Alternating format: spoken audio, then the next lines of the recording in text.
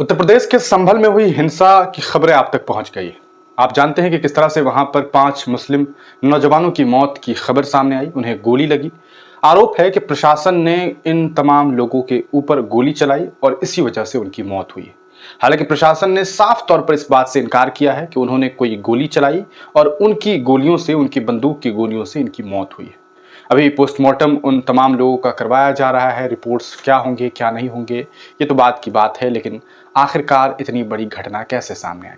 एक मस्जिद के ऊपर अचानक से ये बात सामने आ गई कि मस्जिद बाबर ने मंदिर को तुड़वा कर बनाया, वो भी 1529 में। 350 साल के बाद ये अचानक से ख्याल आ गया कि यहाँ पर मंदिर है और वर्शिप एक्ट 1991-1992 के आसपास का जो कानून है उसे दरकिनार करके एक बड़ा फैसला अदालत ने सुना दिया कि सर्वे करवाई जाए। एक दिन सर्वे बहुत शांतिपूर्ण तरीके से हुआ, फिर अचानक से उपचुनाव के रिजल्ट के अगले दिन फिर सर्वे शुरू हुआ, बगैर किसी पीस कमेटी के, बगैर किसी मीटिंग्स के, बगैर किसी कहा सकता है लोगों को अपने कंट्रोल में लेने के बाद। ना किसी को कंट्रोल में लिया गया, ना कोई दिल जीती गई, ना किसी से बातचीत, सीधे सर्वे का काम शुरू किया गया। जो वकील साहब हैं विष्णु जैन साहब, वो जनाब जब आते हैं तो पीछे से हुजूम आती है, हुजूम नारेबाजी करती है, जय श्री राम का नारा लगाती है और तरह तरह की बातें करती है। इधर मुसलमानों को धीरे धीरे ये खबर पहुंचती है कि मस्जिद को खोदा जा रहा है। गालिबन लोग एहतजाज करते हैं, भीड़ निकलती है और ये नारेबाजी करती है, ये मांग करती है कि हमारी मस्जिदों को शहीद न की जाए। और फिर अचानक से प्रशासन का कहना है कि पत्थरबाजी हुई, हमने पत्थरबाजी को रोकने की कोशिश की, हमने जो है टीयर गैस का इस्तेमाल किया, हमने लाठी चार्जेस किए, लेकिन हालात तनावपूर्ण हो गए। उपद्रवी जो है भीड़ में शामिल थे, उन लोगों ने गोली चलाई, हिंसक झड़पें हुई, गाड़ियां जल गई, मौत हो गई कुछ लोगों की। इतनी सी बात थी, इतनी सी कहानी सामने आ रही है। अब इस पूरे मामले में आपको बता दें कि सैयद साहब हैं, आप तमाम लोग इन्हें जानते हैं और जनाब जो हैं अजमेर शरीफ से ताल्लुक़ रखते हैं। सैयद सरवर चिश्ती साहब, इन्होंने भी अपना बयान जारी किया है। क्या कुछ ये कह रहे हैं, इस वीडियो को देखिए। एक दिन में कोर्ट में याचिका दायर की जाती है, बिना मुस्लिम पक्ष को सुने हुए कोर्ट का फैसला आ जाता है कि कमीशन अपॉइंट किया जाए, सर्वे किया जाए। शाम को कमिश्नर जाके सर्वे भी कर लेते हैं, रिपोर्ट भी तैयार हो जाती है। फिर 3 दिन बाद जाते हैं, 4 दिन बाद सुबह सुबह नारे लगाते हुए, तो फिर क्या होता? कब तक मुसलमान भी इन चीज़ों को, इस तरह की अनकॉन्स्टिट्यूशनल, इलीगल, अनडेमोक्रेटिक चीज़ों को बर्दाश्त करें?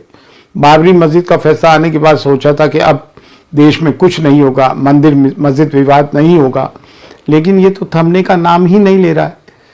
आपके आरएसएस के चीफ मोहन भागवत जी ने कहा था कि हर मस्जिदों में क्या आप मंदिर तलाश करते फिरेंगे, लेकिन ये तो चीज़ ये रुकने का नाम ही नहीं ले रही है।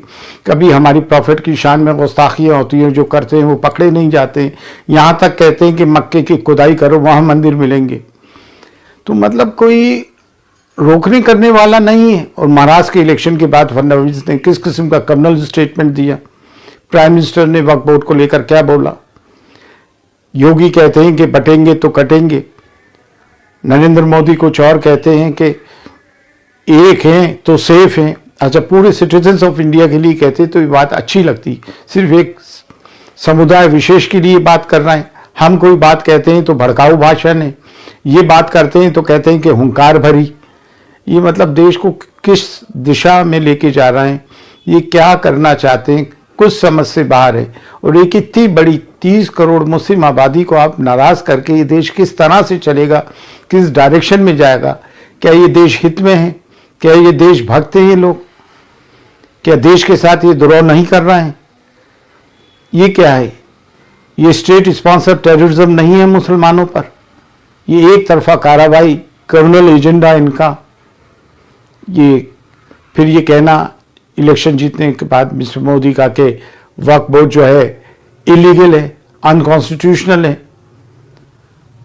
ये बात तो समझ में नहीं कि मुस्लिम्स को अपीस किया जा रहा है। मुस्लिम्स को कहाँ, अपीस तो दूसरों को किया जा रहा है।